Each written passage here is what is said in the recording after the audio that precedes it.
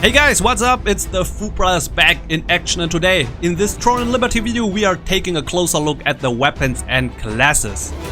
Today the focus will be on shield and sword, and we will delve into their abilities and mechanics. If you missed our previous video covering all the available classes at release, be sure to check it out. You can find the link in the description. But enough of the intro, let's dive into and take a look. With the shield and sword, you have a wide range of offensive and defensive abilities, as well as higher defense and health values, giving you a better chance of survival on the battlefield.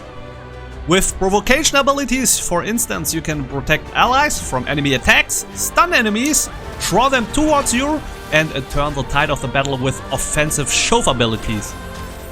But nonetheless, let's take a closer look at the individual skills. The shield survival technique, for example, consumes stamina to defend against enemy attacks. Successful defense increases damage reduction, defense against ranged attacks, and restores even health. And on top of that, you can transition into a counter-attack.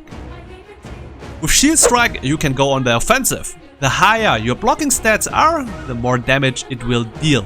Your next ability, Drastic Charge, adds a little bit of complexity into the game. Struck enemies are being pushed away, and if you manage to shove players or monsters against a wall, you will stun them. More defensively oriented is the skill Counter Barrier. Here you can increase your block chance, and if successful, you can retaliate. Are monsters or players running away from you? No worries. With Chain Hook you can pull hostile enemies from a distance towards you and slow them even down. With the skill Provoking Roar, you can even draw the attention of entire groups to yourself, thus saving your comrades' lives. Monsters will then focus all of their attacks on you. Strong in PvE, but rather useless in PvP. You can also use your shield as a boomerang. You throw it in one direction, and on its return, you deal bonus damage to additional hit enemies, giving you some defense at a distance. The ability Bulwark describes your class very well. Here, all group members receive a defensive damage reduction that lasts several seconds and can be crucial in a life or death situation. And when facing multiple enemies simultaneously, Devastating Strike can damage all nearby foes. However, in dire situations you can push back enemies with a mighty blow. If this opponent collides with other or even a wall, you deal bonus damage or even stun them. The last skill in the list is a powerful sword strike that deals considerable damage and even has a chance to be executed again. The probability increases for every weakened enemy nearby.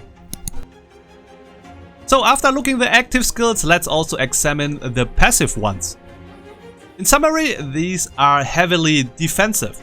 You possess passives that increase your defense drastically, improve your chance of survival, and the strongest one, reduce even the cooldown of your other abilities when you collide with the enemies. So all in one, that wraps up our first glimpse into the shield and sword class or weapon.